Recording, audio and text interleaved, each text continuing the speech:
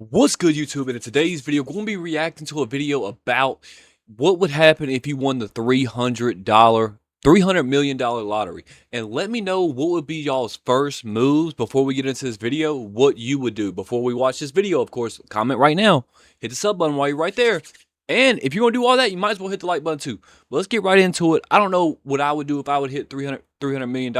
I'd probably invest it, try to save and have it more longevity than just blow it all on a whole bunch of stuff. You know what I'm saying? But without further ado, let's get into it. POV, your life after winning the 300 million lottery. You are checking your numbers on a Tuesday night the same way you have checked them every Tuesday and Friday for the past 11 years. Standing at the kitchen counter in the yellow light of the overhead bulb, the ticket held between two fingers, the television murmuring in the background. You are 34 years old. You work as a logistics coordinator for a mid-sized freight company, which means you spend million though? $300 million, dude. That's life-changing money, bro. Life-changing. Life-changing. hours a day inside a spreadsheet, moving imaginary boxes across a digital map of the country, making sure other people's things arrive on time. You are good at your job. You are not passionate about it. You have $4,200 in savings, $23,000 in student loan debt, and a lease on a one-bedroom apartment that renews in March. Student loan debt, man. You are not miserable. You are simply waiting, though you have never named it that way out loud. The numbers come up on screen. You look at your ticket. You look at the screen again. Your brain does something strange, a kind of full stop, the way a car engine sounds when you accidentally put it in neutral at speed. You put the ticket down on the counter. You pick it up again. You are looking at 6 numbers that match, in sequence, exactly the 6 numbers on the television. What are the odds jackpot of is winning, $300 million. It's like crazy. The lump odds. sum, after federal and state taxes, will be somewhere around $112 million. You do not know that yet.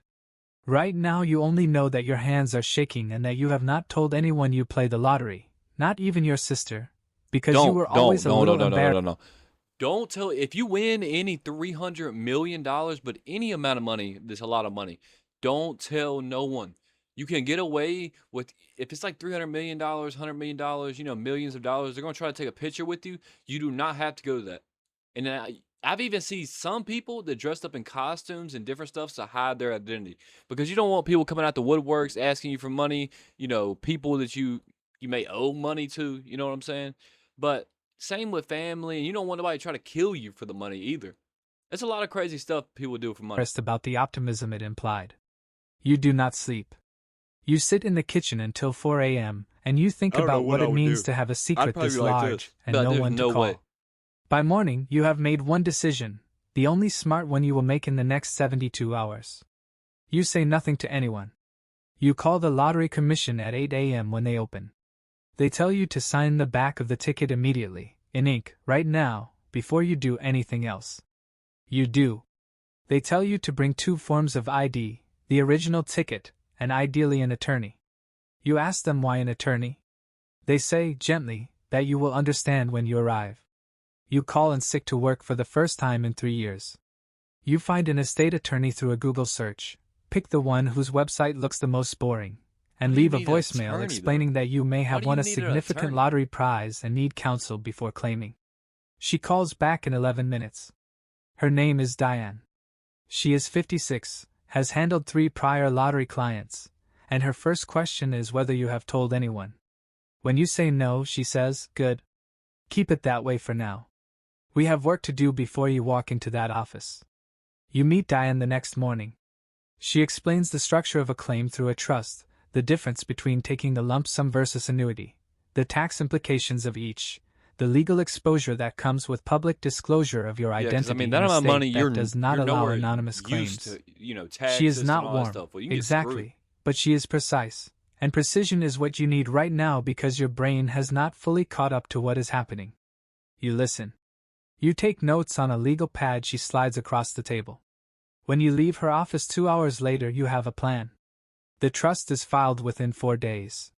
You claim the prize as a legal entity, not as yourself. The check, the actual wire transfer, arrives in the trust account 17 days after your initial call to the lottery commission.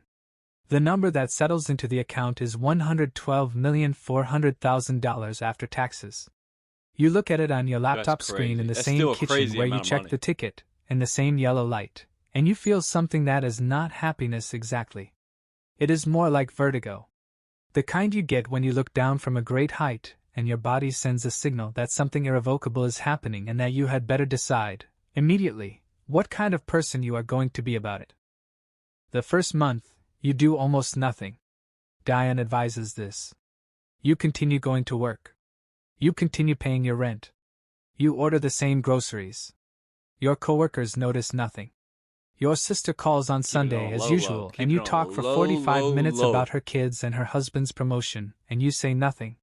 You are sitting on top of $112 million and you are talking about whether your nephew's soccer coach is too hard on the 8-year-olds. And some part of you understands that this ordinariness is a gift, maybe the last clean one you will get for a while. In the second month, Diane connects you with a wealth management team. There are 3 of them.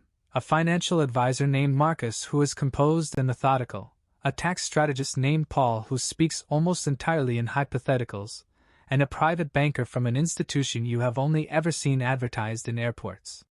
They sit across from you at a long table and they treat you with a particular kind of deference that is unfamiliar and slightly uncomfortable. $112 million. The way a new That's Coke fits before it breaks in. Marcus asks you what your goals are. You tell him you want to be careful. He nods as if you have said something wise, but you sense that everyone who sits in this chair says they want to be careful, and that caution rarely survives contact with the actual money. You make your first real decision in week 6. You allocate $60 million into a diversified investment portfolio, index funds, municipal bonds, a modest position in real estate investment trusts, structured to generate roughly $2.1 million per year in income without touching the principal. This is the floor. This is the decision that means you will never have to make a panicked choice because you are running out of money. But most people don't do this. Most people are not this smart about it. Most of them blow all the money and then have to pay the money in taxes and never will be able to pay it back. Never will be able to pay it back. You call it the thing that lets you sleep. The remaining $52 million sits in reserve while you figure out what you actually want to do with your life, which turns out to be a much harder question than you expected. Because for 11 years your life has been organized around the logistics of surviving it, and now that survival is no longer the problem, you are left with the raw material of freedom, and no blueprint for what to build. You quit your job in month 3. You do not make a scene. You give 2 weeks' notice, cite a personal situation, and shake hands with your manager on a Friday afternoon. No one suspects anything. You have been quietly unremarkable for long enough that your departure lands like a pebble in water. A ripple, then nothing.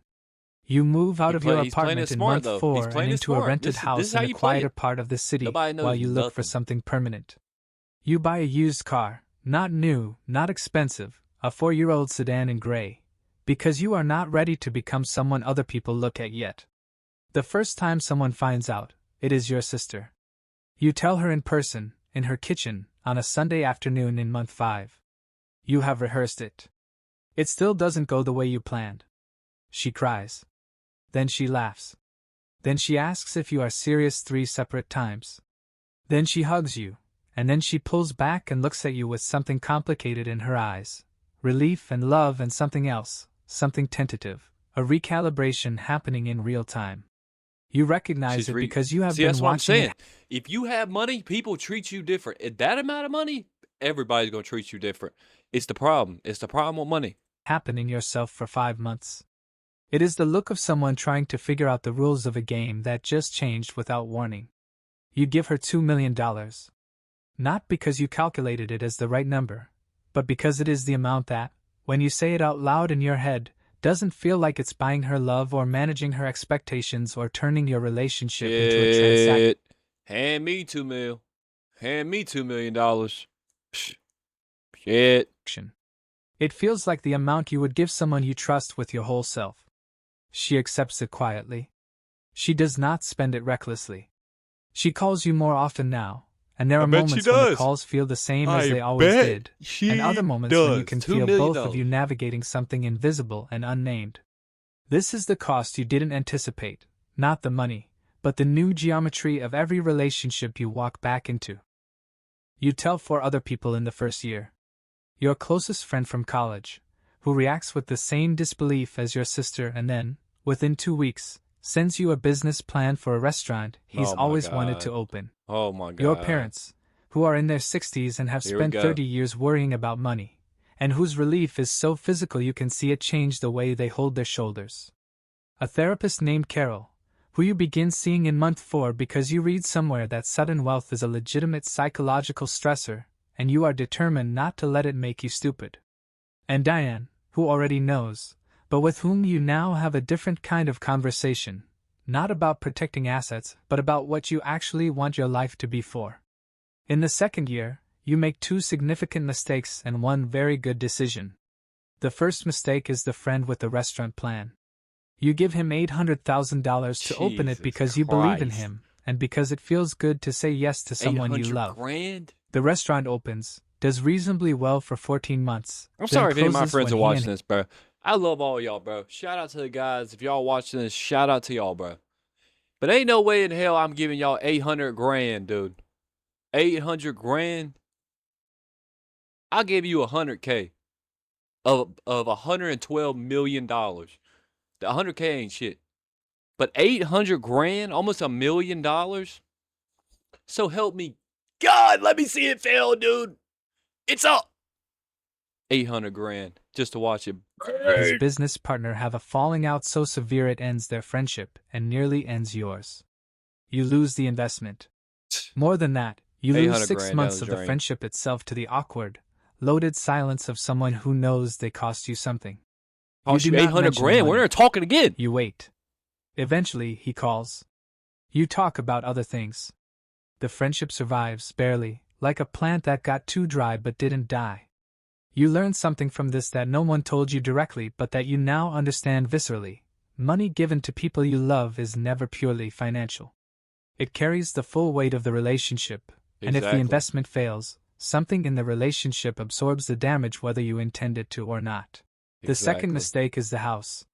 You buy a property in the 11th month, 6,400 square feet, 9-foot ceilings, a pool, a guest wing. Because Marcus says real estate is a reasonable allocation, and because you have been living in a rented house for long enough that you are ready to stop moving. You don't have to buy a mansion. What you do not account for is how the house feels when you are alone in it. It is too large for one person. Every room you are not in becomes a kind of accusation. You rattle around in it for 7 months before you accept that you bought a house that fits the image of what a wealthy person is supposed to have, rather than a house that fits the shape of your actual life. You don't have to fit the image, that's what I'm saying. You sell it at a... Everybody, when they get this amount of money, wants to fit and keep up with people that's had this money for years, and they keep making that money. Brother, invest it. Like, I hope he's finna say, sell the mansion that you just bought if you had this amount of money. And then all you have to do is just put it in investments and put it in save and just let it. And then, obviously invest in, if you want to make a business, or, you know what I mean? Like real estate, own some houses, people pay you in rent. You know what I'm saying? Do something with the money that can still make you money back. It shouldn't be all spending in mansions and supercars. You know what I mean? Modest loss in year 2 and buy something smaller. 2,800 square feet for bedrooms. A yard being rich to me, and y'all let me know in the comments down below, but being rich to me is having enough money where I don't care about nothing anymore. Not saying like I treat people bad or like I don't care about people. No, I'm meaning like I don't care about anything finance-wise. Car shuts down. Okay, go buy another one. Something in the house happens. Okay, let's fix it. And I'm not stressing about it. That's rich to me. I don't need the Lamborghinis, 20-foot ceilings and mansions, 10,000 acres of land. You get what I'm saying? I don't need all that, bro. I just need a, 2-story or whatever house. It's all nice, decked out, cars, all that, and still have money on the back end to where I can pay certain stuff. You know what I'm saying? Requires attention, but not and a I staff. Had to worry. You feel, immediately, more like yourself. The good decision is the foundation. You establish it at the end of year 1 with an initial endowment of $8 million, focused on educational access, specifically, covering tuition, housing, and incidental costs for first-generation college students at 3 state universities. You hire an executive director, a small program staff, and a board of 5 people who know things. Legal pad she slides across the table. When you leave her office 2 hours later, you work 5 to enter home every new I messed up. My bad, chat. You friend in his false load of the rich whether in the pool and begin to press around suppelled immediately at the end of year 1 with an annuity, cover state unit, and a board of 5 people who know things you don't. This brother's got no fingers. She's got 3 hands. That's the problem with AI. You attend quarterly board meetings. Can never get that right. You read the reports. In the second year, the foundation funds 214 students. In the third year, 389. You begin receiving letters, actual handwritten letters, from students and parents, and you read every one. And this is the part of your new life that does not feel complicated or vertigo-inducing. It feels, simply, like the right use of a thing that fell into your hands without warning. By year 3 you have built something resembling a routine. Amen. You wake at 6 a.m. You run. You spend 2 to 3 hours a day on foundation work, emails, calls, reviewing applications, meeting with the director. You have taken up woodworking, badly, in a workshop you built in the garage of the smaller house, because you need something that requires your hands and produces a tangible result, and does not involve a screen. You are not good at it yet.